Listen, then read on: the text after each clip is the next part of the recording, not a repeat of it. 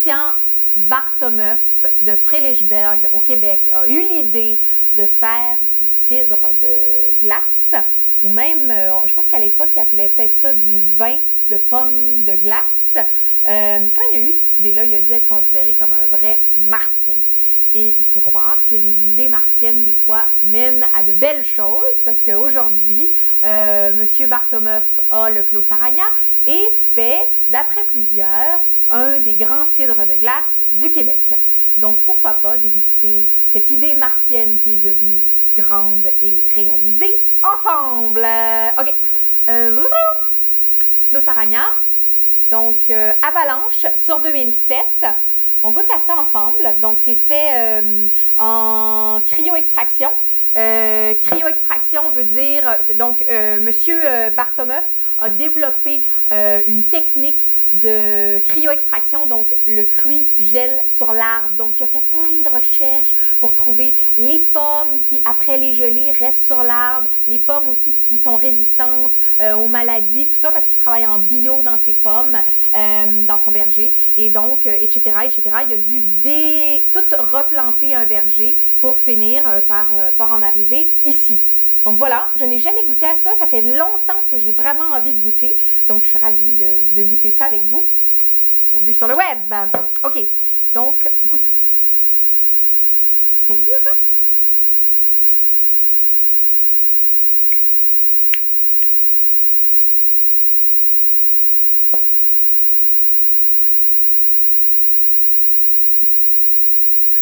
La dernière fois que j'ai goûté un cidre de glace à Bu sur le web, il y a eu tout un débat sur la cryo-extraction versus la cryo-concentration.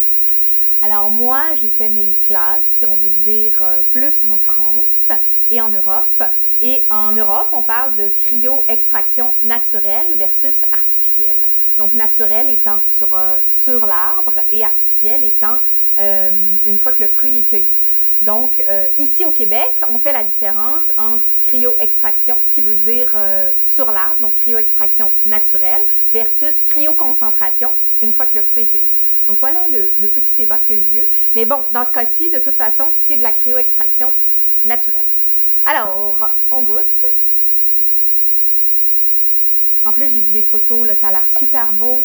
Les arbres avec toutes les pommes, le ciel bleu, la neige partout, plus de feuilles dans les arbres. C'est sublime comme image. Puis en fait, là, je me suis dit, bon, ben là, peut-être que l'année prochaine, le premier gel, j'y vais. Je m'en vais essayer de donner un coup de main ou du moins voir un peu comment ça se passe parce que c'est tellement près de chez nous.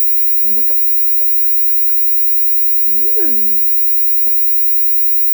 C'est quand même, ça a l'air très riche et sirupeux. Ça sent la pomme, ça sent aussi le genre de caramel. Il y a quelque chose de légèrement mentholé.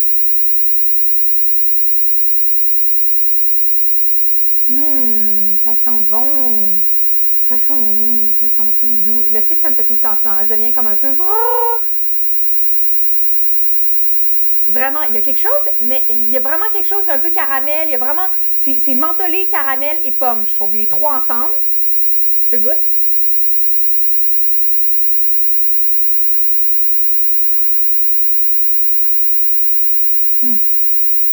Très, très riche. Beaucoup de sucre. C'est quelque chose de sirop d'érable même. Mais j'ai pas l'impression, ça me donne pas l'impression de boire comme du sirop d'érable, ce qui serait relativement peut-être désagréable. Ici, il y a quand même une acidité en fin de bouche et même presque une perception de tanin qui donne... Qui tient le vin. Mais c'est très sucré. Puis c'est quand même un dessert en soi. Là. Je pense qu'à la fin d'un repas, je prendrais ça comme ça. Il y a des cidres de glace que je recommande pour l'apéro. Ça, peut-être un peu moins. D'après moi, c'est plus quelque chose pour prendre en fin de repas. Et, mais quand même, bien digéré en fin de repas, ça peut être super bon. Ouais, cool. Je suis contente de goûter à ça. Clos Saragna, Avalanche 2007. Bu sur le web.